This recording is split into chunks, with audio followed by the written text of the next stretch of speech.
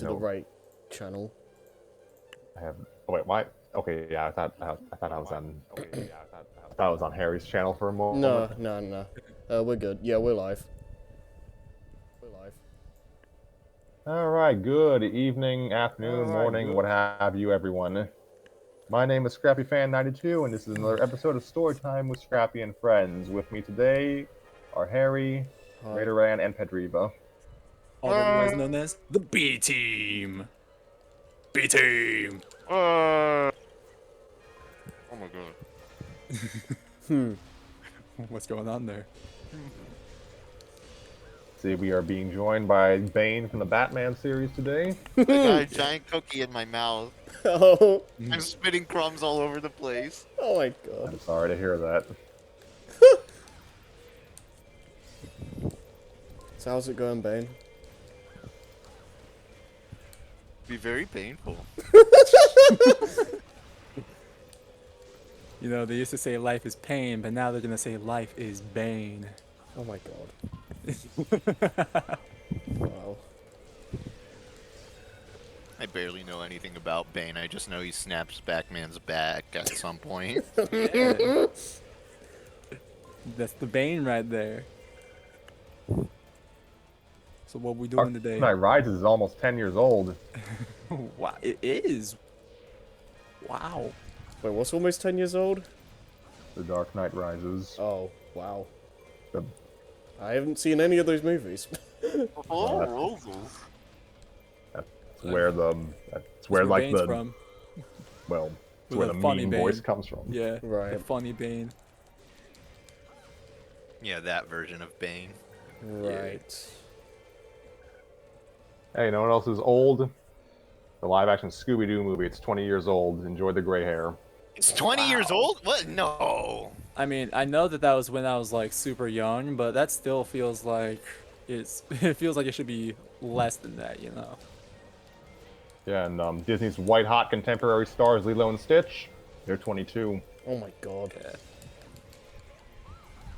You know, it's crazy how popular Lilo and Stitch is. It doesn't feel that popular, but then you like go anywhere Disney related, and there's Stitch stuff Stitch is everywhere. everywhere. It's Nina insane. like a quister. Harry, watch your language. I don't know. I don't know if it's still there, but Stitch had like a 4D theater thing. Last time I went to Disney. Wow. Yeah, I don't know if that's still there anymore. But last time I went, they were selling even more Stitch stuff for summer. Damn. So yeah, it's clearly a big thing that I didn't know this was big. Anyways, we're not talking about Stitch today, are we? We're here to talk about Scrappy Doo. Indeed. Yes, we are returning with another session of Scrappy-Doo and the Creep Kids by Map 16, Map 16. I don't know. Previously, I can't believe there's a whole series based on Scrappy Fan 92. It's the one he's writing.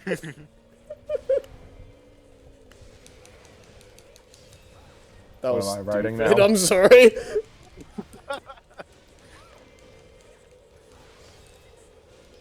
Continue. So previously, Scrappy, Cornelius, Dew and company decided to get their. What happened? They went to a. Pardon me. They went to a military base, and they were given the grand treatment of exposition by the League of Extraordinary Monsters. Basically, I made that name up, but I'm surprised they didn't use it.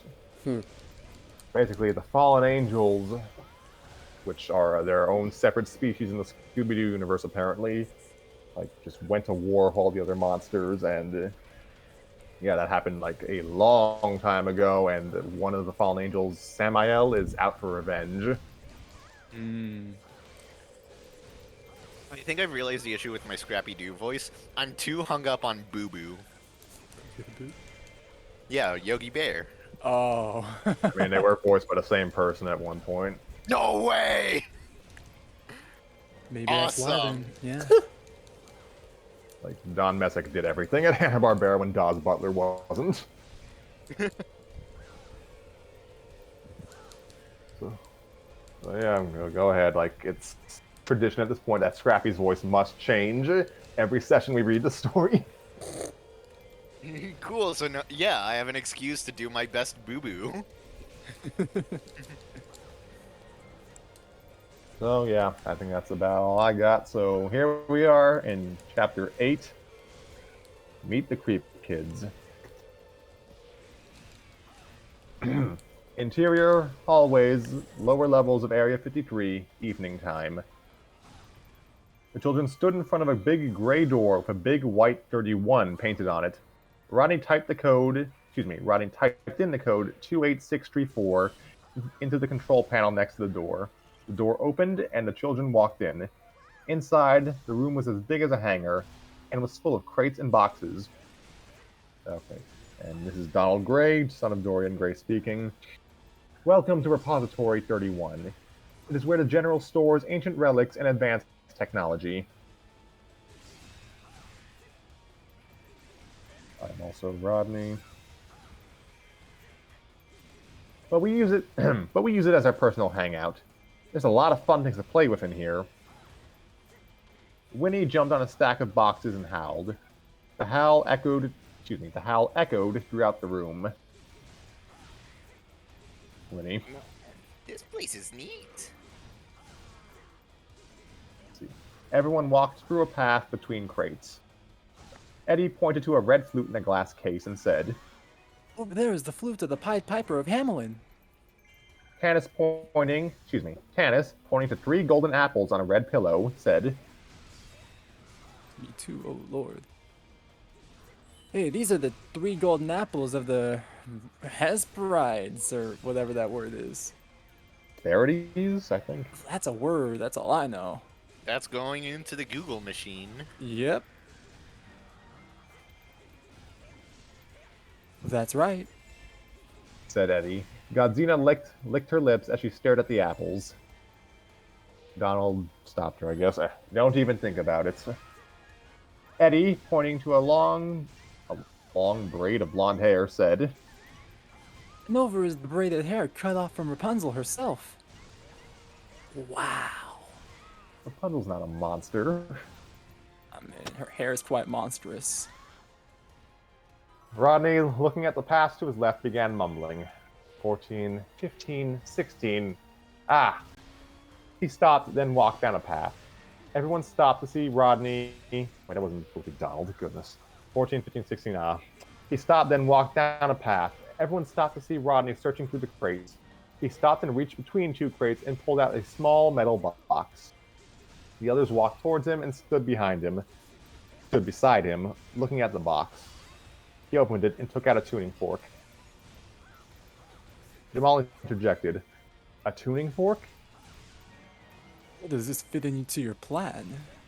Said Grunt. "Oh, a very small part," Rodney replied. Rodney flicked his finger on the fork. Then Sibella, Winnie, and Scrappy flinched. At the same time, the fork gave off its concerted pitched sound. Nothing happened for a few seconds, but then a screeching sound appeared out of nowhere.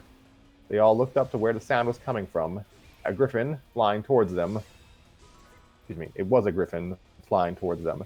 The griffin was dog-sized and had the body of a lion and the head, front legs, and wings of an eagle. It was covered in brown fur and feathers, had an orange hooked beak, and yellow eyes. It landed cheerfully in front of Rodney, leaned on him, and started licking his face. Rodney. Hey, boy. Great to see you, too, Ronnie, you have a pet griffin? said Tanis. Donald answered, "Why, sure. Rodney Griffin, a griffin. It makes sense." Oh my god. Wow.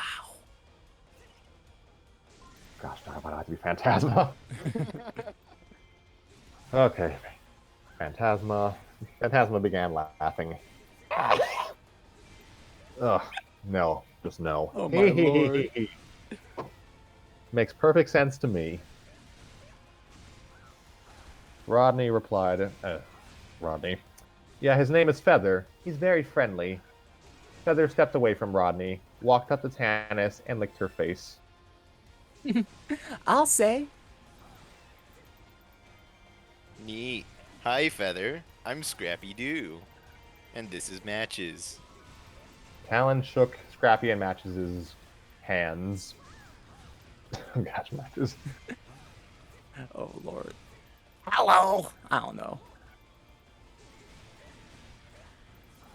Oh gosh, Feather talks too. I can. Feather.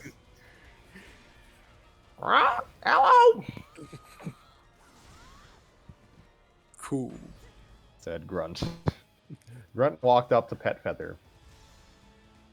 Rodney replied, "Be careful." Grunt's hand was off screen. Then a crunching sound appeared. Ow! Thank you. He put his hand back on screen in pain. "He bites," said Rodney. When my father first became a member of the Legend Council, my family has been held responsible for taking care and training a herd of these griffins. Like I said, Donald replied, Griffin family, Griffin herd. Feather here is the youngest of the herd. We met when we were very little, and we've been together ever since. Godzina. Oh, oh, wasn't that touching? Yeah, that was nice. But Rodney, what about this plan of yours? Said Tug, uninterested. Wait! Said Sabella. She put her hands to her ears. What? What is it? Said Miguel. Do you hear that? Yeah, it sounds like music. Said Winnie. Music? Is it a party? Rodney grinned. Oh no, but don't worry. The real party will start very soon. Interior, Research Center Repository 31. The Research Center was in the very center of the repository. It was an open space area filled with couches, chairs, stools, tables, refrigerators, tools, and lab equipment. In the research center, a child skeleton in a long black robe with a strand of rope for a belt was playing loud rock music from a stereo. He put on a pair of goggles over his over his eye sockets and took off a keychain with a small black pole off of his rope belt. A small crescent blade flicked out on one end of the pole. He stepped in front of a table, which was in front of a metal shipping container, with broken pieces of stone in strange shapes. The skeleton kid pointed the blade in between two pieces, and a thin beam of green light energy came out of the tip, creating sparks coming out between the two pieces. Everyone arrived to see the research center, the source of the music, and the skeleton kid from behind. The skeleton took no notice. Rodney. There he is. Oh gosh, Goonie. Actually, wait. I handed it off to someone else. Raider Ranch, it's up to you. What was the Goonie voice? She doesn't have a voice. She's a canon character, but she never spoke in her one appearance. She's just the Give daughter her of a a very creature. deep, manly voice. No. Like, Man. Oh, you mean like, hi there. Yeah. My name is Goonie. What's yours? Perfect. We them Goonies for sure now.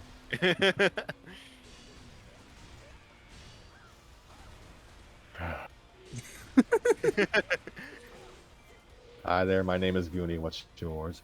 The music was too loud for the skeleton to hear. Would you like a different voice, Scrappy? Yes, please. And It's female, right? yeah. Most of the, It's What? all the Grimwood students are female. Oh, okay.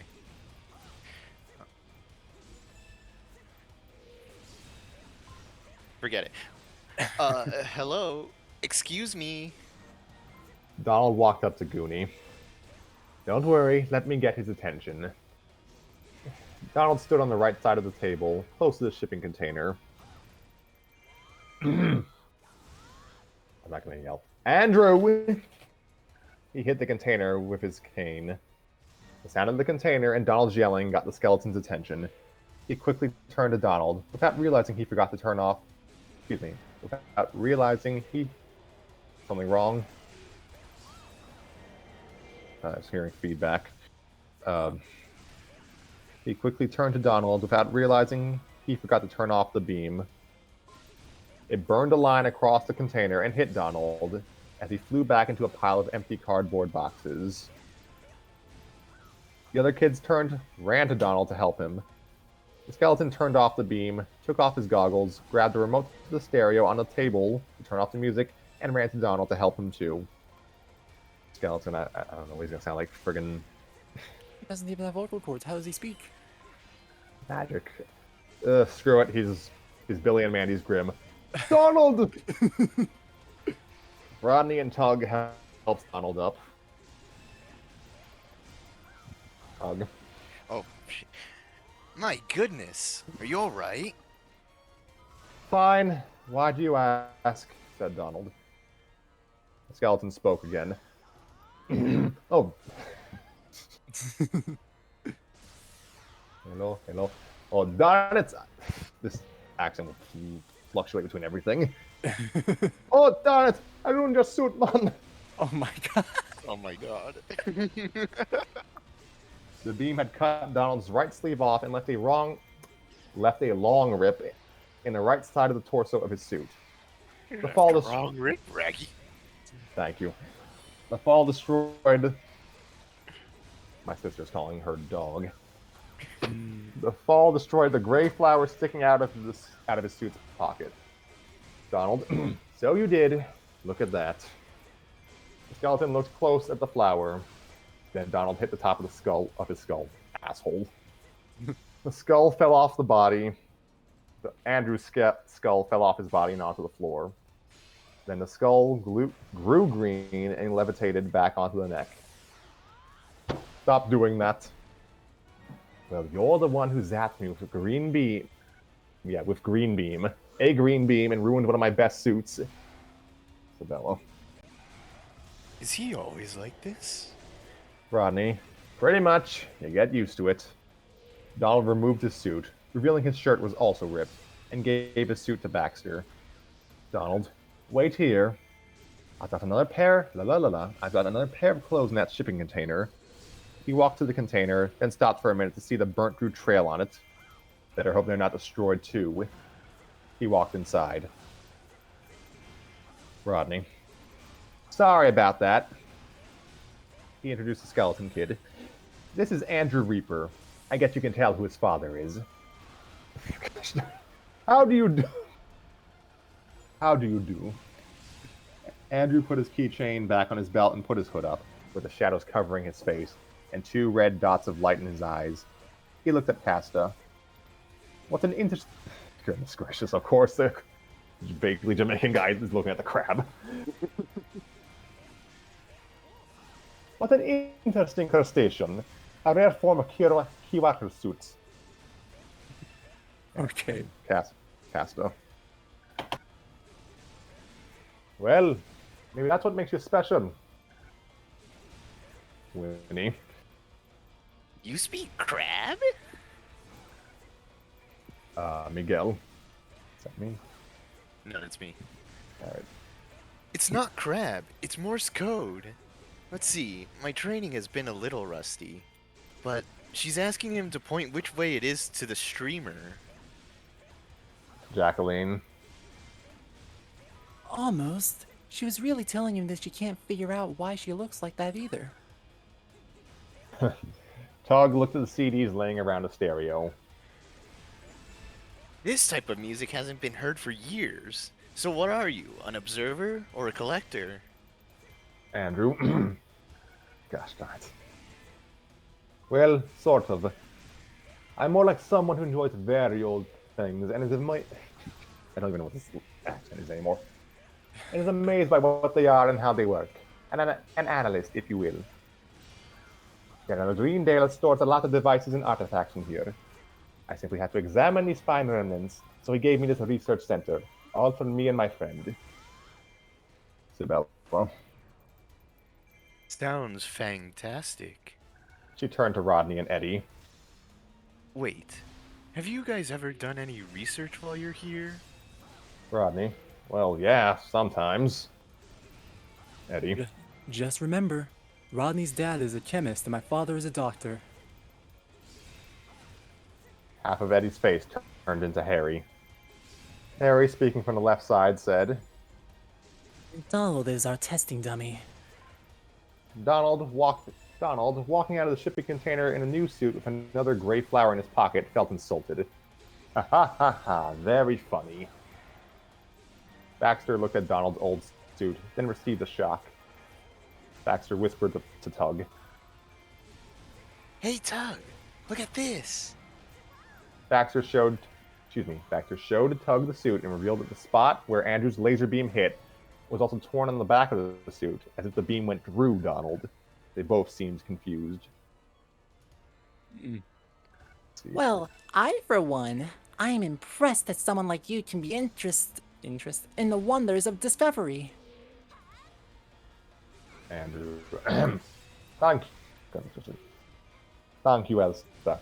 What a delightful compliment coming from a fine addition to our crew. Crew? What crew? What? So not new recruits? Phantasma. Oh gosh. New recruits? Tannis. What are you talking about? Andrew turned to Rodney. Rodney, aren't these guys going to join us? Harry, speaking from the left side, said, Wait a minute. Was that your plan? Donald, excuse me, Donald. So all this time you want them to... Rodney, turning to Donald, Eddie, Harry, Andrew, and Feather. Yes, that's my plan. He turned to the others. You see, I've been making a special division to Area 53. Jamal. Well then, why didn't the General tell us about this? Because he doesn't know about it, said Rodney. No one knows. Not even our fathers. Mary the Martian. His information fascinates me. Please, go on. Rodney. You see, after we'd heard of Samael and the kidnapping, we were worried that our fathers might be in danger, and we just had to do something. But, knowing that neither the military or our dads would allow it, we decided to do it in secrecy. We came together and formed a team that could figure out Samael's return and to stop the kidnappings once and for all. A team made out of the children of the Legend Council. We called it the Creep Kids. Wow, the Creep Kids. Said Scrappy. Eddie, on the right side, said, But sadly, there are only us on our team. Do I read those out? I couldn't quite hear it. Eddie on the right side said, Okay. But sadly, there are only us on our team. he motioned to Rodney, Donald, himself, Harry, Andrew, and Feather. Donald spoke. We are a small independent group that can go against the General's order. I don't know. But until we can get more members, we had to do what the General instructed for a while. Rodney continued. And that's where my plan comes in. When Spring Hill Jack was about to be abducted, the General sent his troops straight to Liverpool. He also sent us to be Jacqueline's bodyguards and escort her to explain everything. That way, you girls will be sent to Area 53, as your fathers requested. Before we got to the school, I saw Scrappy being brought out to be the new guard dog. And after seeing him riled up and prepared for action, I knew he would make a great addition to our team. Gee, thanks. But just to be sure he was qualified, Rodney continued, I decided to let him loose on the Callaway Cadets. Tug. So you set that dog on us as an audition. Yes. And in addition to watching you handle your own... And in addition to watching you handle your own security system, the way you use military strategy and alert senses has proved that you are acceptable to assist us. Well, thank you. Tug saluted. Rodney continued. The final step in my plan was the Grimwood girls. While Donald, Eddie, and Harry were looking up the girls' files, I snuck into the school to examine the girls more thoroughly. Okay, phrasing. Yeah. Don't take that one out of context. I snuck into the school to examine the girl's skills more thoroughly. Matches growled. Hey, what about kicking me into the moat? He doesn't speak full sentences like that. Yeah, right. Rodney. Rodney. Oh, nothing. Just a little fun. Matches growled in anger at Rodney. Everything was going well until the Fire Nation attacked. I mean, until Sabella knocked me out of the window. He turned to Sabella. How did you find me anyway? Bats use their hearing to navigate. I used my super bat hearing and heard sound waves bouncing off your body. Clever. Clever, said Rodney. Anyway, the plan was to see what you guys can do, and to be certain that you'd be helpful. To be certain that you're helpful in defeating Samael. Wait. Anyways, the plan was to see what you guys can do. To be certain that you are helpful to defeat Samael by joining the Creep Kids. Andrew. Not as clever as that. Mary. Join the Creep Kids? Donald came forward. Yeah. So what do you say? Eddie, speaking from the right side, said. Are you in? And Harry from the left said. Or are you out? Scrappy was first to answer. Wow, oh, wow. Sure, I'll join. Matches growled. Scrappy! Harry, speaking from the left, most sarcastically said. Oh, joy. And Rodney, Rodney said something. Yeah, he said a thing. That's the spirit. That's the spirit. Well, so what's it gonna be? That's an interesting question. All the girls and the cadets began pondering and saying words like and well. Donald, you don't have to decide here. Pardon me. You don't have to decide here and now. All of you need time. Until then, make the best of our stay. Wouldn't it be make the best of their stay? Or your stay? Something Make- wrong. Make the best of a stay. Now, any questions? Grunt. Yeah, why don't you explain why you're over 100? Donald. Oh, right. I almost forgot. Come, follow me, right this way. Everyone followed Donald out of the research center. Rodney turned to Andrew. Andrew, wait. Rodney stopped Andrew from leaving. No one was in the research center but Rodney, Andrew, and Feather. Andrew, what is it? Rodney, I'm glad you were here when we came. I got something for you to look at. Rodney pulled out the dart from the first scene out of his pocket. I got this from Liverpool. The fallen angels used this on Spring-Heeled Jack. It may have clues to Samael's return, or his hiding place. Andrew took the dart from Rodney, then held it up and stared at it. Well, let's find out. Rodney, Andrew, and Feather walked towards a research table. To be continued. That wasn't even 30 minutes. It wasn't. Thank goodness. Reading For a one- chapter in a timely manner? Wow. And I only ad-libbed a few times. Like this isn't story time anymore. We moved away from our mission statement. This is a first for me. We're not dragging things out for 2 hours, man. We've jumped the shark. Sorry, guys. It's Nope. We're I think selling out, guys. That's my We- favorite we- Sonic We character. got our the sponsor. shark. We got our sponsorship coming up. You know. Oh yeah, Raid Shadow Legends! Oh, Christ. Our totally legit sponsorship with Raid Shadow Legends. it's a mobile game with graphics like a console game. Hold on, I'm gonna be right back. Okay. All right, this is a good time to take a break as any. Well, Yeah. I assume you guys are doing another chapter because that was short. yeah, probably. probably yeah. Like Until I then, I enjoyed that. nice and snappy, nice and quick. Yeah, it's a Yeah. short and sweet chapter. It was Like, I don't know, maybe because I'm not, I don't know, maybe I'm just in a better mood today, or maybe the chapter was just pretty short, and like that was not too hard to go through. Like, it was, Pretty straightforward, yeah. But to be continued, though. Are the Creep Kids enough to stop Samael? Will the girls and cadets join the Creep Kids? What will they find out about the fallen angel dart? Find out next time on Dragon Ball Z!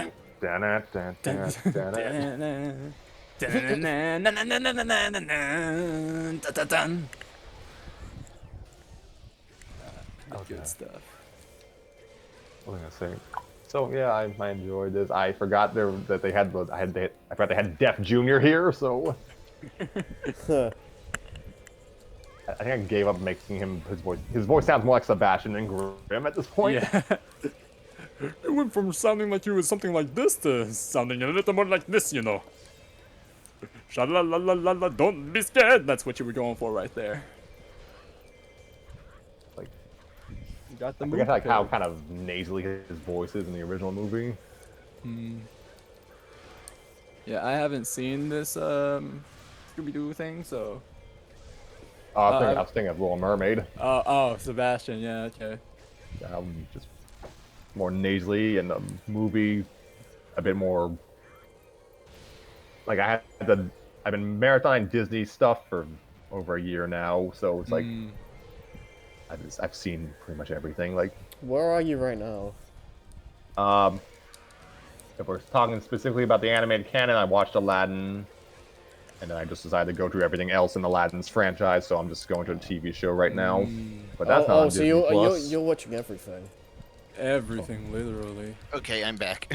Welcome back.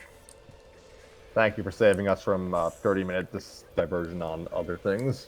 On Disney. Yeah, it was great. I was about to sing the entirety of Kiss the Girl from Little Mermaid just to show him that I know exactly how Sebastian sounds. It's pretty perfect, gotta say. So that was chapter 8, chapter 9, and this is technically like the halfway point of the story now. It's crazy after going through Total Drama Equestria. Oh god. I know, right? 3 That- sessions for 1 chapter. I swear we all have like PTSD from that. No, it was 2 sessions for 1 chapter, then another. Actually, wait, was it 3 for chapter 2? Was it? Yes, we did 3. Yeah, chapter 2 was a chonker. Chunker. I think those. Yeah. I think those videos are actually the. I think those have. The Total Drama Equestria video episodes of Storytime have more views than everything else on Why? Disney's main channel. Why? It's crazy. I checked the channel and I was like, all right, 3 views, 3 views, 3 views, 148 views. Total Drama Equestria, 3 views, Why 3 do views. people? I don't understand. Like, I'm curious about that. Like, I guess people did enjoy the story, because I can't imagine them enjoying my reading of it.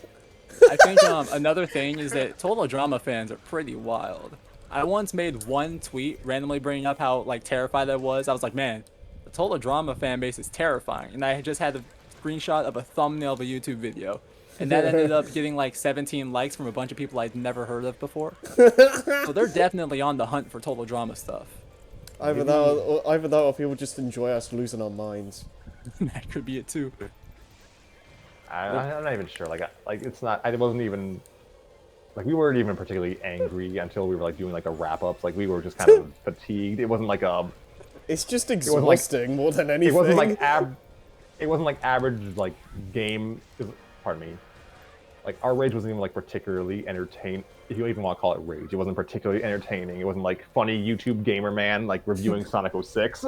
No, I'd rather play a bad game If a than YouTuber man is reviewing Sonic 06, is he really Yeah. funny though? I think it's No.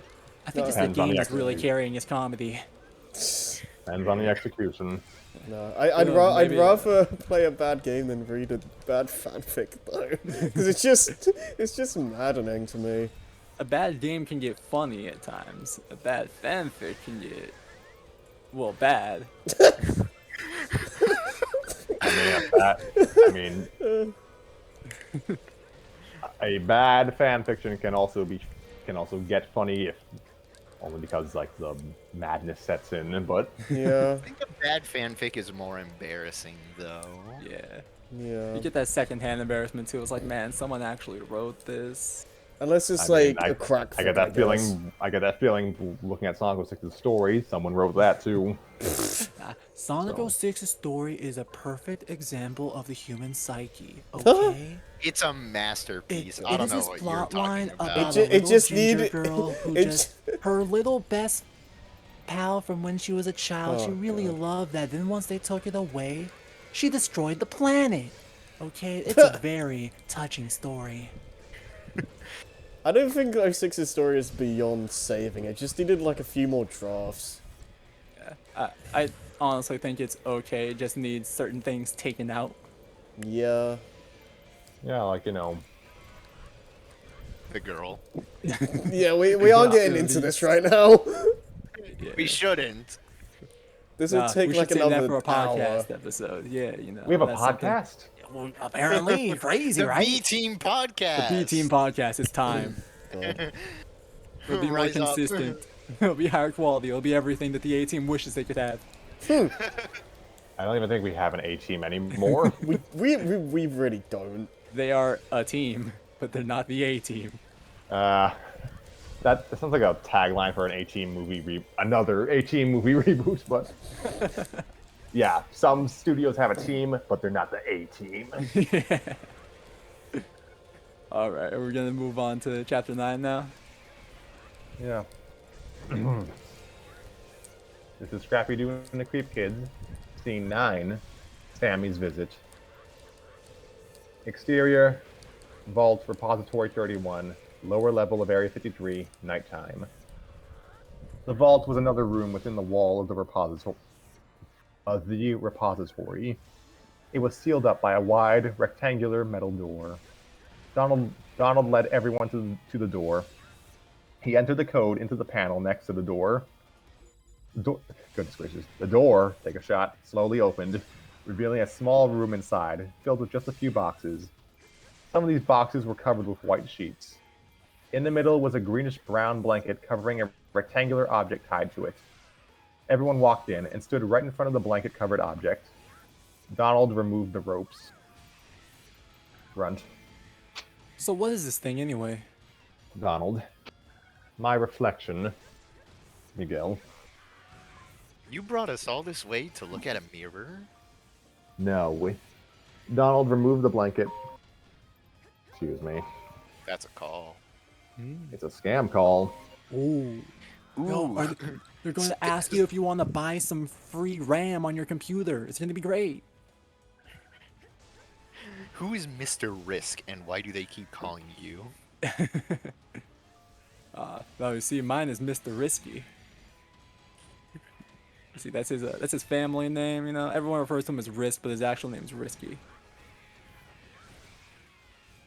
Like, at a certain point, like, this is so beyond what we're doing right now, but, like, after enough calls, it stopped giving the actual number, it just said scam likely. Like, I just That's get what it's been doing for spam me, risk. I just get spam risk. Yeah, I get scam over likely. and over. yeah, like, I'll get to this at some other time, but, my gosh. So, yeah, that's your lesson, children. Like, be careful when answering the phone. And never answer with yes, answer with hello. Or answer with "What's up, J-Dog?" and see how they reply. So, anyway, Donald removed the blanket, revealing it to be a painting in a golden frame. The painting was not shown in the shots of this scene. Okay, this is what happens when you read a story that's done with, like, stage directions. Only the cadets and Scrappy showed us... Only the cadets and Scrappy showed a cold expression of fear on their faces. The girls, on the other hand, were amazed. Oh gosh darn it. Phantasma. Wow! It's amazing! It's amazing! Isabella. How many times am I going to say this goddamn word? It's your catchphrase.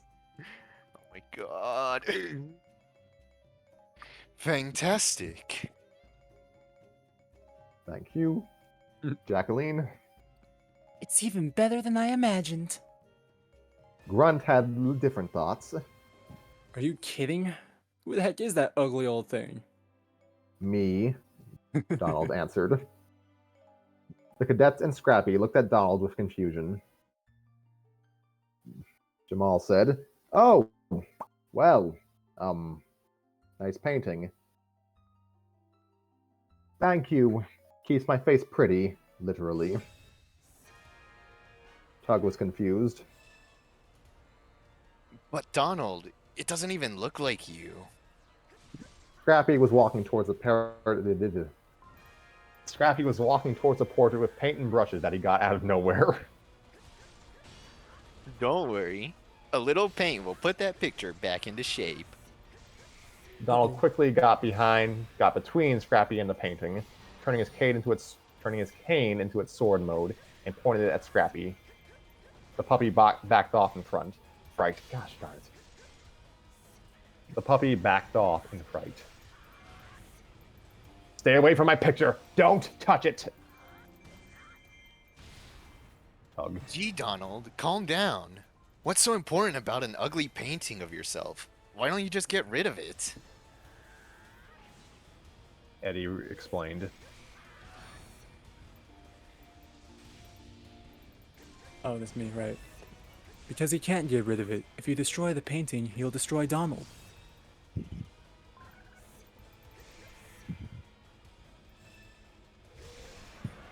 Hello? Uh-oh. Scrappy. I cut out. That's why I couldn't hear you all. Oh, okay. When'd you cut out? You'll destroy, and I was like, wait, what are you gonna destroy? Oh no, we'll never find out. I just Destroy heard us all! Destroy us all! Find out on the Delete, next delete. episode of Dragon Ball Z. Z. Dun, dun, dun, dun, dun, dun, dun, dun. Alright, I'll read it again. Because he can't get rid of it. If you destroy the painting, you'll destroy Donald. Thank you. Also, the story has better pacing than Dragon Ball Z. The cadets and Scrappy looked with even more confusion. Donald calmed down, turned his sword back into a cane, and covered the painting with the blanket again.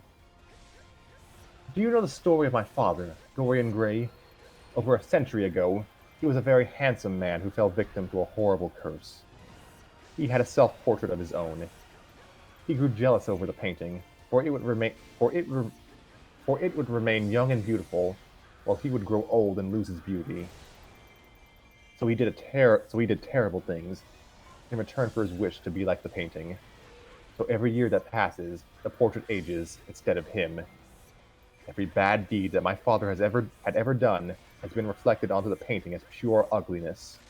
All the cuts and scars on my father had faded away and reappeared on the painting." Baxter looked at Donald's torn suit, which he was still holding. So that's how it happened.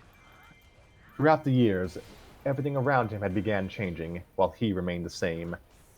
After I was born, I always wanted to be just like him, even though he didn't allow it.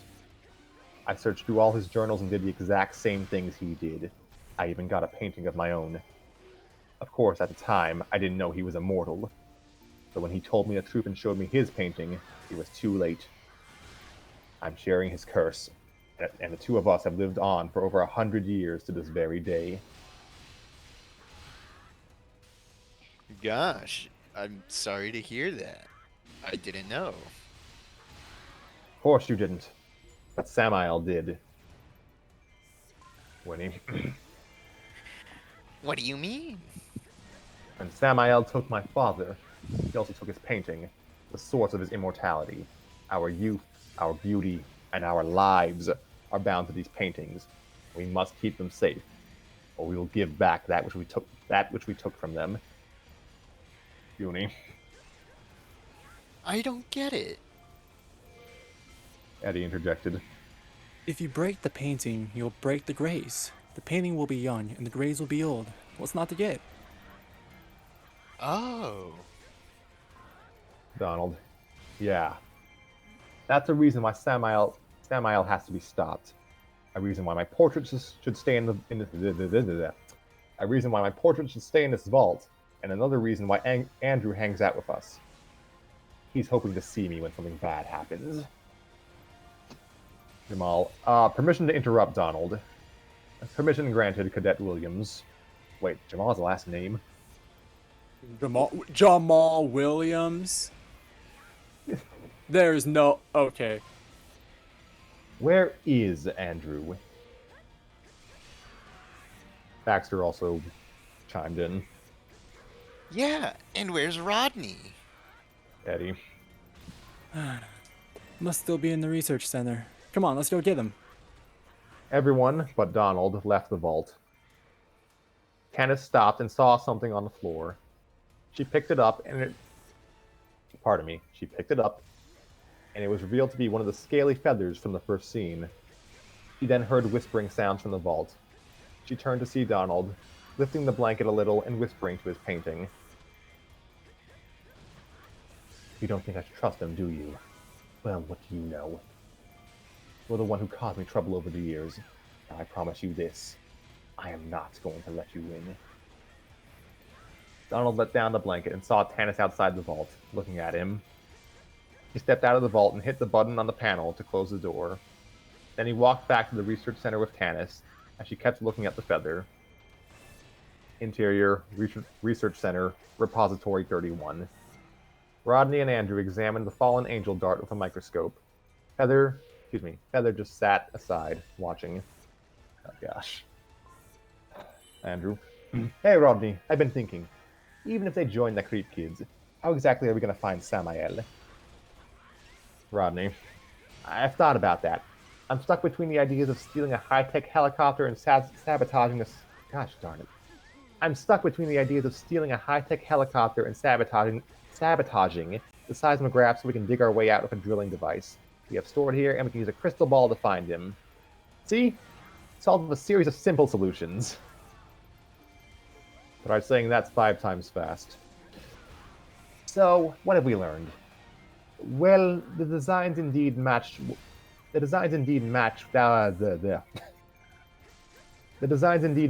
the fallen angels.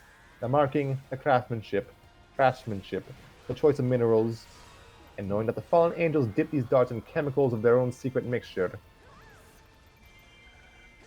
But I still don't know why I can't find a single stain of it anywhere on this dart. Rodney took the dart and looked at it with a magnifying glass. I know why, look. He showed Andrew through the magnifying glass that there was a small hole in the tip of the dart. They got a long but very thin cotton swab, stuck it in the hole of the dart, and swirled it around inside. It was moist with a strange liquid when they pulled it out, and they stuck it in a beaker of chemicals and stirred. Now why would a fallen... Hello? Now why would a fallen angel fill his dart with chemicals? Well, we'll find out once we finish this test. The others returned. Eddie. Hey guys. Candace and Donald were the last ones to arrive. The cadets looked at Donald with fright. Rodney turned to the cadets. You've seen the painting, huh? The cadets nodded. Yeah. Said Tug. Rodney. Yep, on the outside he looks like a normal kid. But on the inside he's really an old bag. Watch it, Invisiboy. Tannis placed the feather on Matt. Pardon me. Tannis placed the feather on Feather, the griffin, then on Matches, then on Casta, then on Goonie, then Godzina. Oh gosh, Godzina. Tannis, what are you doing? Tannis. Hey, Andrew. You're an analyst, right? I want you to look at something for me. Andrew. Why, sure. What is it? She gave Andrew the feather. Rodney looked at it with surprise. Phantasma. What's wrong with you, Rodney? Rodney took the fallen angel dart, I don't know, out of his pocket. Andrew. Rodney, where did you get that? Rodney whispered. Liverpool. Suddenly, fallen angels quickly descended from above, landing on the ground and on stacks of crates, surrounding the kids. The kids looked around at the angels with fear, especially when Samael slowly descended onto a stack of crates. The kids looked at him with a frozen face, while Samael looked at them with a cold expression on his face. I think Joey voiced Samael. I so think he guess- did. Oh, 'Cause I don't- so it's me now? Do you want to voice the leader Sure. of the fallen angels? Sure, sure, sure. You know, the kids aren't that difficult to miss. How you darkened souls have led you all to your downfall. So you must be these so-called creep kids. Ah, hello. Speaking of Joey, Yeah, there he is. Crazy. I was Well, literally what? just. I was No, I literally, couldn't possibly be a fucking Witherspoons with my mate. No, it couldn't possibly be me. Witherspoons. Are you actually out right now? I'm out right now with the chef at Weatherspoons, and I've just joined in because someone fucking tempted me, and I finally saw the message saying, "Lol, imagine that." Oh my Oh god. gosh. I Anything can happen on apologize. story time. Sucks to be a professional podcast, I know, right? Oh, yeah. Professional in air quotes. I do the we have a podcast joke, but we already did that. Yeah. Yeah. Yeah, right. The B team's taking over. Yeah, the best part is I'm not even 48 hours away from moving away from my home.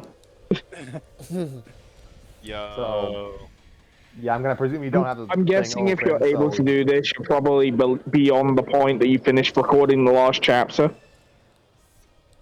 Finish chapter 8. We're doing chapter 9 right now. Yeah. Oh, okay, so I'm just interrupting this podcast at this point. Yeah. Goddamn chapter 9. Let's go, boys. B-team. B team. B-team. Let's go. Let's go. Well, you're free to sit in, Joey. Alright, I'll leave your intermission of random bullshit so that you can continue with the podcast, and I might, there's absolutely 0% chance of me listening to it in post, but like, I'm Just to hear how you sound right now, I think you should. It's, Hey, it's Chris, you want truly to say something sublime. random on a live podcast? Hillbilly chapter 9. We go for the moonshine. Yeah, boy. Shine. Oh yeah, the moonshine. What the? Oh my gosh. Take care Alright, of yourself, Joey. I'll leave you with that, with my comments, my bullshit, and the chef randomly talking about moonshine. Okay. Take care of I'll yourself. talk to you guys later, probably when I'm next sober. Oh gosh. Okay, now back to That was a our thing? regularly scheduled reading. We're now back to Scrappy Doo and the Creep Kids on Cartoon Network. Yeah. So let's see, Samael's line, you know you kids, etc. Yeah. Do you want me to read it again? Yes, please. All right. You know, you kids aren't that difficult to miss. How you hearkened souls have led you all to your downfall. So you must be these so-called creep kids. I'd like to point out it was Darkened Souls. I think Harkened Souls would be more heavenly. I didn't even realize I said hearkened. I meant to say darkened. I was just being so breathy. I guess I missed the dub part. Yeah, I guess maybe you said it properly. I just didn't hear. I don't think I did. No, I heard Hardened. Yeah, I don't think I did. I was just being so breathy with it. I must have just not did the duh. Okay, so Rodney spoke nervously. Well, sort of. So you must be Samael. We have heard so much about you, Sammy. Can I call you Sammy? No, you cannot. Okay, Sammy. Oh, come on. What are you guys doing? We can take this overgrown brute in no time. Silence, you demon hound! Your What? voice is as black as your heart, while these I'm wicked Sonic the children do Hedgehog. not. Why?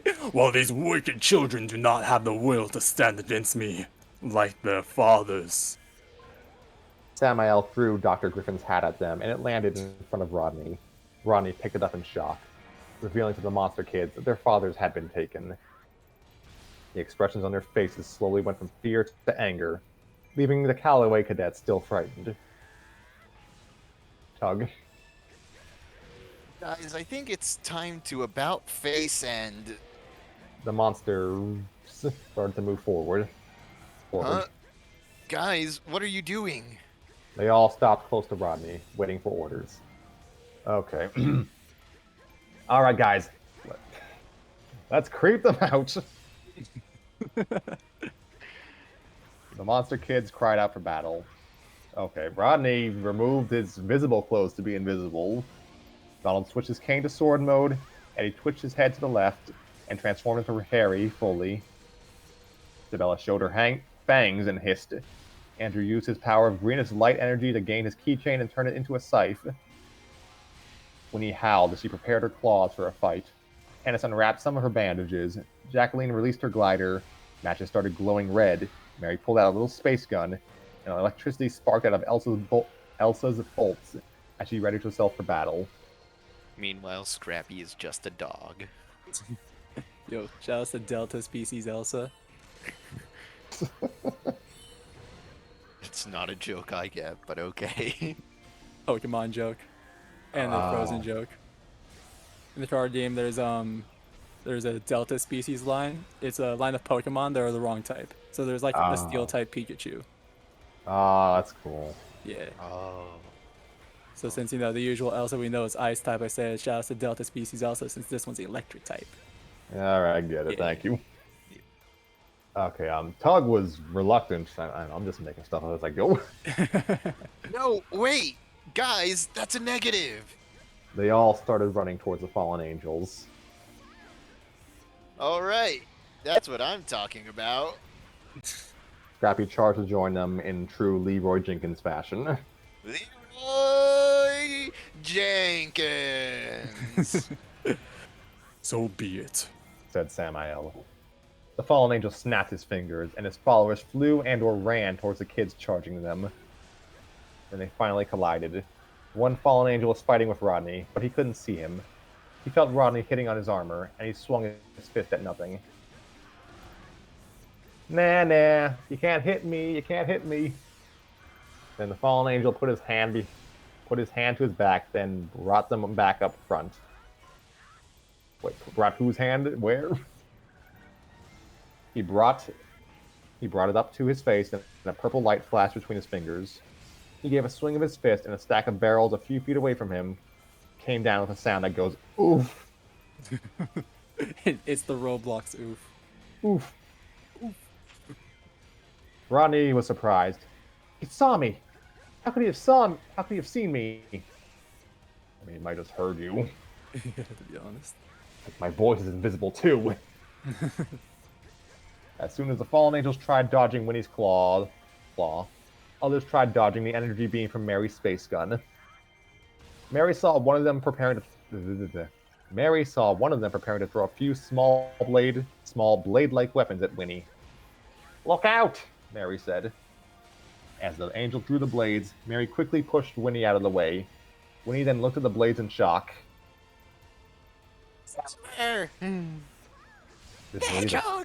Yes, this really is a Sonic episode.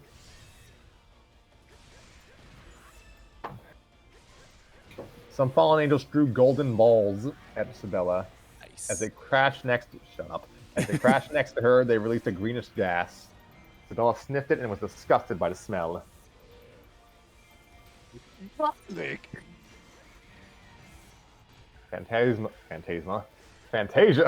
Phantasma phased through a fallen angel's attacks, laughing hysterically. Oh gosh, darn it! Laughing hysterically while she did. This sucks. I cannot, Xavier was the only one who could nail the laugh. I don't know what the laugh sounds like, so I can Like cover this, for the Xavier. it's like just cackling witch. What's the matter? They say it is hard for some. Pardon me. They say it is hard to keep someone's hands off of you, but not for me. During Phantasma's excitement, the fallen angel's hand started to glow, and he suddenly grabbed her. She struggled to get out. Then the other hand started to glow and was preparing to hit her. Just then, Donald appeared, swinging his sword at him. It forced him to let go of Phantasma. Donald continued to attack him with his sword as he backed off. Godzina fought off some of the fallen angels, while Goonie tried to run from them. When one of them grabbed her Her fish body allowed her to slip through his grip. Andrew attacked with a green energy wave from his scythe. After taking a swipe from an angel, I guess, he even used the green energy from his hands to levitate barrels and throw them telepathically at the angels. Harry quickly attacked them with unbelievable fury. Harry, you are a scrapper.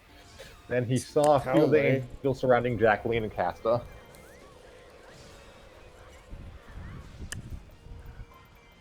All right then, Casta, give me a beat. Dun, dun, dun, dun, dun. No. You know, I was thinking that too. Oh, well, I was not thinking that. That one's the other beat. As Casta started clicking her claw to the sound of castanets, Jacqueline started to dance to the beat. When she danced, she blocked, dodged, and kicked the fallen angels surrounding her. Harry was impressed by what he saw. Wow. All right, everyone, the prerequisite line is coming up. He then saw Scrappy charging at one of them. I guess I'll have to do it then. Know this. I don't know. You don't how know he it? says the line. It's like the. I haven't watched any Scooby Doo in years. It's like a bugle. It's like the. I'll just illustrate.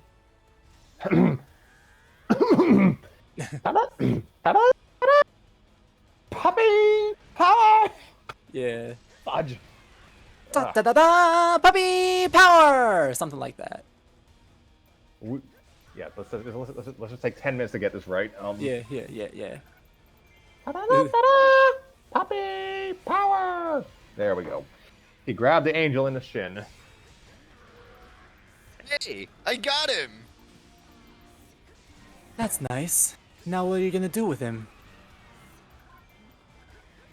I'm sorry, it's like this literally Scrappy and Harry next to each other. Yeah, right. Scrappy and Harry next to each other, and they're not talking to each. Well, Yeah, they're the Scrappy and ones not Harry do talking. Not talking. I can't even talk. Oh my god. There's just so much applicability to this with this story. Like, I think it really appeals to me. There's like so much relatability. Just the names themselves. That's all I want from a story. The angel kicked Scrappy off his legs, and Scrappy landed in Harry's arms. I always knew he'd be there for me. Matches had just seen what happened and got angry, and began glowing red again. Before he started to blow fire, the fallen angel threw a golden ball at him. It released water all over Matches, making him unable to breathe fire. Matches growled. No, not again! Tug. Guys, I think this may be a time for a retreat. Jamal. Affinitive. The text says affinitive. Affinitive. It's supposed to be a word? Is that a word? I think so, yeah. To the Google machine. Like, it's supposed to be affirmative. That's his catchphrase. Affirmative. Advance to the rear. Oh, it is a real word. Rodney was panting. You know, I have to agree with them. Let's pull back. Pull back? We can't pull back now. This is no time to fight. It's time to hide. Scrappy was forced to leave in Harry's arms. Isabella turned into a bat and flapped out. Flapped out, okay. This got really weird. This is no longer a Scooby-Doo fanfic. This is a story time with Scrappy and Friends fanfic. Harry, you're carrying Scrappy. Isabella turned into a bat and flapped out, whatever. Jacqueline grabbed Casta and super jumped away. It's a video game now. Andrew levitated out of there, and Phantasma phased through the crates. As the other kids started running away, the fallen angels began to follow. But just then, Tannis being carried by Elsa, left a strand of her tape behind. When Elsa pulled the strand, it lifted up a small wall of bandages in the path between the crates. Between them and the fallen angels. When the angels hit the wall, they got tangled up in the bandages. I don't know. Samael was displeased and went out to chase the kids with the rest of his followers. Why are we running? We should go back and... What? Continue fighting an enemy that knows our every weakness? Said Harry. Good point. Said Scrappy. Jacqueline started to run on the ground for a while. Miguel noticed she was running really fast with those high-heeled boots she was wearing. How can you run in those things? Said Miguel. Years of practice. Said Jacqueline as she started jumping again. Oh gosh, Rodney. Come on, we need to find... A moment. We need to find something in here to fight back with.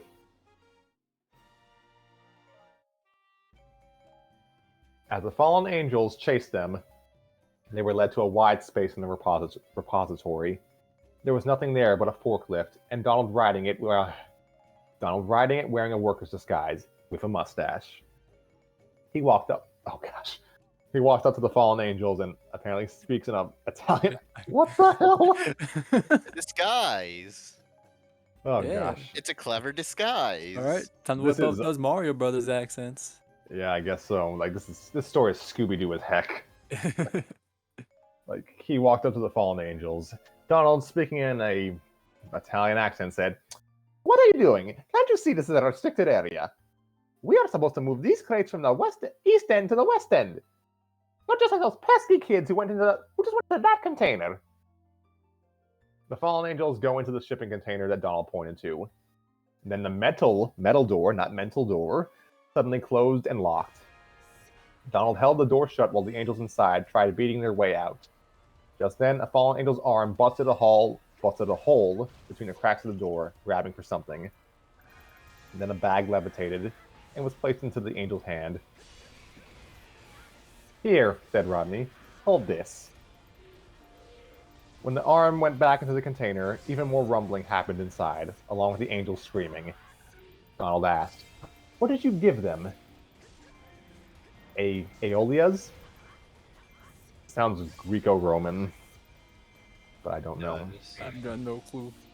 Aeolia's bag of winds. Oh, Just think of like the Magical bag of wind. yeah. Think like this. Like I'm just old enough, but also young enough to just think of the SpongeBob movie first and foremost. Yeah, That's what I was referencing. Yeah. Just then, the angels tried harder to bust through the door. The two boys ran away from the container as fast as they could. Rodney spoke again. "Well, at least we gave the others some time to escape." Donald replied, "Yeah, but how are we going to escape?" Oh gosh, I'm reading this directly from the story text. Chase music starts. Like, just imagine like some Scooby-Doo. 70s bubblegum pop playing right now. Yeah. I'm getting down to it. Scooby-Doo. One fallen angel looked around and only saw an electric chair decorated with... Wait, what? One fallen angel looked around and only saw an electric chair decorated with purple bat patterns and a mirror. When he looked at the mirror, he noticed one of the bats was missing, but when he looked at the chair, he noticed it was still there. As he smirked, he walked towards the chair, and he got tripped by Godzina's tail and landed in the chair. Then Sabella, as a bat, which was the missing bat in the mirror, placed the headpiece on his head, and Elsa pulled the switch to the chair. Oh gosh. The three watched the fallen angel get electrocuted by the chair. When the sequence was over, the angel got up smoking and with messy hair, and continued chasing the girls. The group of fallen angels chased Tanis and Winnie into a shipping container, and it came out flying on broomsticks. While they were flying, they noticed Mary flying next to them in a mini flying saucer. Meanwhile, Jacqueline, while still holding on to Casta, was jumping crate to crate, avoiding the fallen angels. Just then, Tanis, Winnie, and Mary appeared to assist her. Then Jacqueline stood on one of her broomsticks and rode it like a surfboard, wearing heels. Impressive. More fallen angels started chasing Andrew and Phantasma through the trail of crates and boxes. During the chase, they hid in a shipping container. They found a colony of giant dust mites inside. They were about the size of actual cows. The dead duo had an idea. When the angels opened the door to the container to look for them, the colony quickly stormed out, running over the angels, with the two monster kids riding on a dust mite. Oh man, the author had fun with this. Oh yeah. The Callaway cadets were sneaking away until they were stopped by another group of angels. In their desperation, Tug quickly grabbed the Triton next to him, along with instructions on how to use it. As the angels drew close, Tug looked at the instructions, and he hit the tip of the Triton's neck on the ground, and a large amount of water fell on the angels. As the cadets were enjoying their relief for a short time, the water stopped falling, and the angels were quite angry at them. One of them knocked the Triton out of Tug's hand with his spear. Then the cadets started running, with the angels on their tail. Back to Donald and Rodney, and with the fallen angels getting Donald cornered. Ronald. McDonald? That's Donald's cousin. Ronald McDonald. Rodney's voice came from nowhere. Oh, guys! They all turned their heads and saw a small floating box. Take a peek. The box opened, then a large beam of bright purple and blue lights came out. It hit the fallen angels, pushing them back to the wall of the shipping container, while the box flew back in the opposite direction and stopped 1 foot from a wall of crates. When the box closed, the beam disappeared, and the angels fell down from having been stuck to the container, all black and smoking. The box descended and stopped a few feet above the ground, and the chase music ended. Donald asked, "What was that?" Rodney read the inscriptions on the box. Property of Pandora. Samael was watching his own followers failing, one by one. While behind him, Harry and goodness gracious. Happy and Scrappy tried to sneak up behind him. All right, Feather Freak, it's time to take it out of your... Come on, Harry, let's go get him! Leroy! Leroy Jenkins! Samael heard Scrappy behind him and turned around. Scrappy charged at the fallen angel. Wait, Scrappy, we have to... Oh, forget it. Every time I mess up one of Harry's plans during a Let's Play. He charged at Samael with Scrappy. When they jumped at him, he flew upwards to avoid them. While in the air, he noticed a soldier watching everything. As he ran to warn the general, Samael signaled a group of his followers to tell the others to leave immediately. As Samael and all of his followers flew out of the repository, Harry chased them out as well, leaving Scrappy and the other kids inside. Interior, hallways, lower levels. Harry was at a short distance chasing Samael, flying through the hallways. Who was flying through the hallways? When the Green Menace caught up to him, he jumped on him, causing him to stop. When they both got up, Samael was about to take a swing at Harry. Oh gosh, I feel like I'm going to sneeze in like the next 2 minutes. It's going to be awful. And suddenly, Harry quickly caught Samael's arm and started crushing it with his crazy grip. As Samael groaned in pain, his hand released a small circular object. Harry got distracted by it, and Samael got himself free and surrounded himself in a small cloud of smoke. As Harry attempted to grab him, but he disappeared. The 80s cartoon villain special. He then looked at the object Samael dropped and picked it up. It was a little glass lens with strange purple blots all around the edges. Harry looked at it with curiosity. Interior, Legend Council Chamber. The chamber was covered in blast marks and was filled with wreckage. Soldiers combed the entire chamber. Rodney sat, depressed, in his father's seat, in his clothes, without his face mask and coat open. And General Greendale and Lieutenant Moore were talking to him while holding his father's hat. Donald was waiting for him on one of the walkways. Isabella came in and stood next to Donald, looking at Rodney. How is he? Isabella asked. Not good, Donald replied. In fact, he's taking this pretty hard. I've just had a talk with the girls. We're in. Excellent. I'll let our leader know. Donald walked towards Rodney. General Greendale spoke. I'm sorry, Rodney. We should have seen this coming. Lieutenant Moore also spoke. Now, no moping, kid. We'll do everything we can to get your father back. Donald approached Rodney. Let's go, Rodney. There's nothing more you can do here. Come on. Let's meet with the others. Okay. Thanks, Donnie, said Rodney. Your timing was perfect, though. My butt was getting sore from the seat. As a reminder, Dr. Jack Griffin's seat contains a hard bump in the cushion. That's not me speaking. That's like a literal author's note right here. The two boys left the chamber with Sabella, leaving the general, the lieutenant, and the hat behind. Interior hallways. As Rodney, Donald, and Sabella were walking back to Repository 31, Eddie on the right side and Harry on the other were looking through the lens Samael dropped, while the three were walking towards them. On the left side, Harry was speaking. Wow, look at this. It's amazing. On the right side, Eddie spoke. Give me that.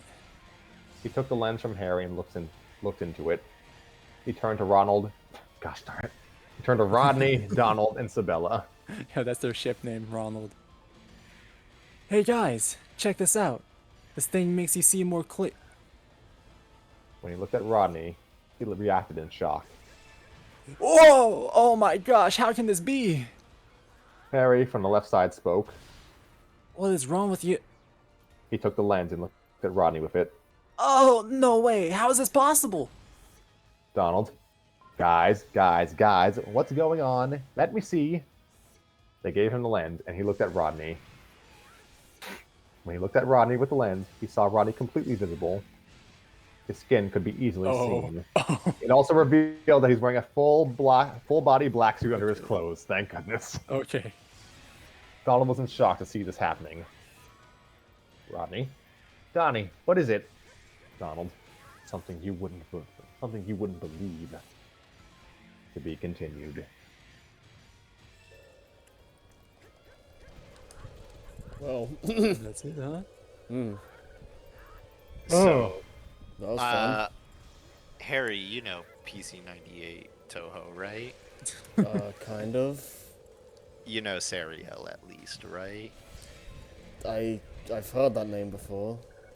Okay. Why? Sorry, Jeff. Because this entire scene with all the fallen angels, even in chapter 7 when Samael showed up, I could only see various copies of Sariel. Oh gosh. That's funny. I mean, I guess that's a little more inspired in my original reference. Like I was thinking of Yoshiko from Love Live because Harry has poisoned That's my exactly mind. what I was thinking. Oh, yeah. I was like, fallen angels? Datenshi. Like Datenshi. just a friggin' army of Yoshikos. Yeah. I want. That sounds amazing. That's Yoshiko and all of her stands. Yeah. I don't even know who Yoshiko is. She's okay. So She would she's be, like, she's of a all the Love Love Live Live characters, she would. character so popular that they're making a spin-off series with her as the main character. I know. I thought that was an April Fool's joke originally. and It it's like, Everyone, yeah. It's real now, though. It's crazy. Oh, it's this girl. Yeah, Yoshiko Tsushima. Yes. She's got a very, very good singing voice. Yeah, she does. Her normal yeah. voice is high pitched, but she sometimes does the deep voice when she, pretends that she's Yohane. Yo, honey, the fallen angel.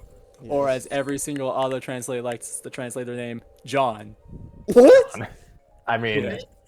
Johan Johan, could sound yeah. like Johan, which could be Yeah. turned to John. So, I just see Yoshiko, she's like, oh yeah, when she isn't being a fallen angel, Datenshi, whatever, she's Yoshiko, but the very moment she starts to summon Satan, she's like, oh yeah, my name's John now, let's go. John. My name is Yoshiko, but sometimes I like to become the fallen angel. Yeah. Yohane. I like already to forgot summon her name for a demons. second. Yes. Brilliant. So yeah, that's my commentary. So yeah, I enjoyed this chapter. It was just a very Like the author clearly had a fun time just coming with gags. Yeah. Yeah. Like like obvious, like the skies of a mustache. That's just classic Scooby Doo. The Italian accent, yeah. Yeah, and then there's the whole chase sequence. Yeah, a freaking montage. That's, Yeah. Good Yeah. stuff, good stuff. I had fun. Yeah, yeah. I think like we're 9 chapters into of 9 out of 19, so like I think we're good for today. Yeah. Mhm. Yeah, I think This that's a is- good place to stop. Like One this is more our chapter. One more chapter. I need to get outside before it gets dark. The rain finally stops. Oh yeah, it's been raining like Oh mad my today. gosh. So I think I heard rain earlier today, but I honestly don't know. Good lord. It's like 97 degrees where I'm at. Give me some of that rain, please.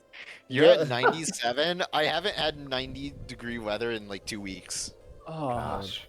It's insane. Mm, The first So- week of summer was colder than the week before it.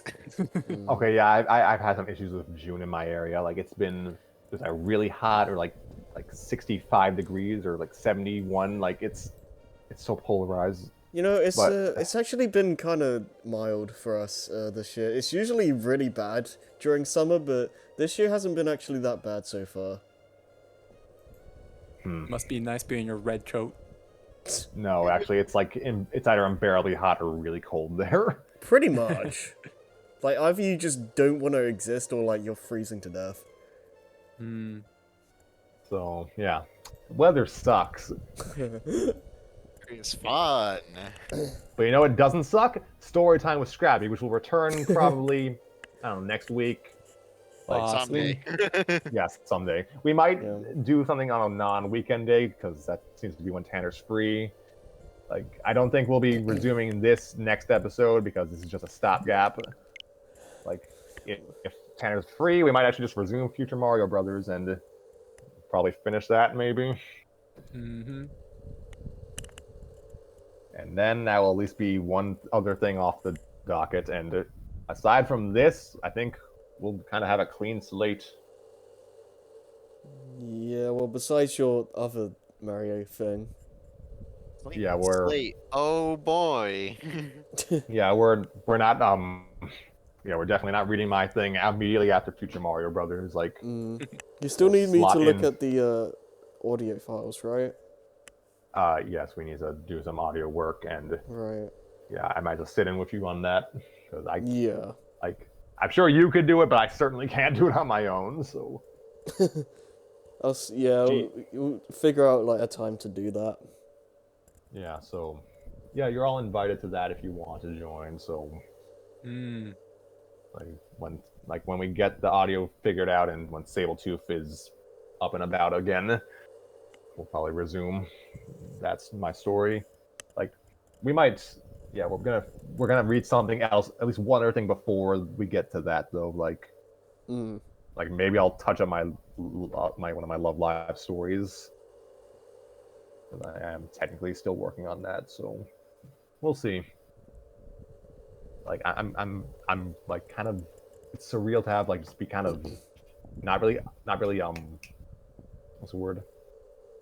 It's surreal to not really have any like big long form obligations right now. Yeah, because we dipped one of them. That one's a little too big, you know. We're not committed for that long form. I mean, Story Time's whole thing is a kind of just be a sample platter. It doesn't have to, we don't have to read a story to its entirety. Yeah. Like We we sure did didn't read TDE in its entirety. like Harry brought up, this was years ago, Harry brought up like a Puyo Puyo anthology, and we just pulled Oh, one chapter out and right. read it. Well, that's also an anthology, though. Like, you're not really supposed to read the whole thing. I mean, you can, but you're Individual not. pieces. Yeah, they're not. It's they're not more like. for the ones you like. Yeah, they're not really designed for you to like read it start to finish. So. So yeah, we'll see. Things are moving along. We actually do have stuff to read. We just need to find a time to read it. Yeah. Mm-hmm. And if we ever decide to clout chase, we always have Total Drama Equestria to go back to. Oh my I god. mean, Look at them views. if the people demand it, I guess. Oh Christ.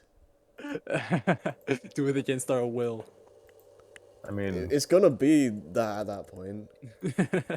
like when they were doing the long exposition section in chapter 2, they mentioned those other stories that the authors did, and those actually sounded pretty interesting. I'd like look into them on my own and see how they fare. I like how the long exposition episode is the most popular episode of the bunch, though. Yeah. Maybe they just like the Awesome. book. Like like the audience must have really liked the sound of our voices. 'Cause- I mean, actually no, they must have really liked the story because I can't imagine them like. God. They must have really liked the story, so yeah, Maybe. then I don't know. different strokes for different folks. Mind you, I wasn't completely miserable reading it. I was just miserable, voicing it. There's a difference. Yeah. No, I was Yeah. perfectly fine with reading it. It was just that a lot of it made no sense to me. Like this is not we're not here to relitigate anything else. This is I've said my this is a piece on Scrappy that. Doo episode. Well, I mean, to be fair, I Yeah. never got my chance. I wasn't here Oh. for the last episode. Oh, Oh, yeah. right, yeah, you weren't. Huh. I just want to. I just want you all to agree that whenever Tanner pops up again for an episode, we just pretend that we never stopped reading Total Drama Equestria. Like, yeah, we. Yeah, you know that thing Joe did? The thing, yeah, in chapter 3 and 4, Yeah. My favorite thing is still like, this is not story time related, but just like this thing where like Scrappy and I kept on talking about how we do like, what was it, Minesweeper or something for April Fools, and you just told me to tell everyone to come in and that we're gonna do Honey Pop. And they were so confused when it was just Minesweeper. That's good. Yo, should- but Minesweeper, yo, that Yo, game pops Minesweeper. off. Dude, it goes hard, bro. Dude, the plot twist on chapter 4? Dude. Minesweeper is a harder game than Dark Souls. Changed my mind. Oh, that's crazy. I don't know, I can beat a map of Minesweeper. I haven't beaten a Dark Souls game yet. Hmm. Oh god. So we should do it again, honestly. That'd be funny. I mean, Rabbit doesn't exist, so I don't know how we'd do it now. Yeah, Discord screen share is not ideal for like basic PC games. Yeah, I tried- like one time you tried screen sharing me, you playing like Spider Solitaire or something, and it just had a complete fit. Yo, Yeah. Spider Solitaire? Yes, the best solitaire. I tried it. Iconic one. Like I tried it, and I was like, I would gladly like done a let's play of that.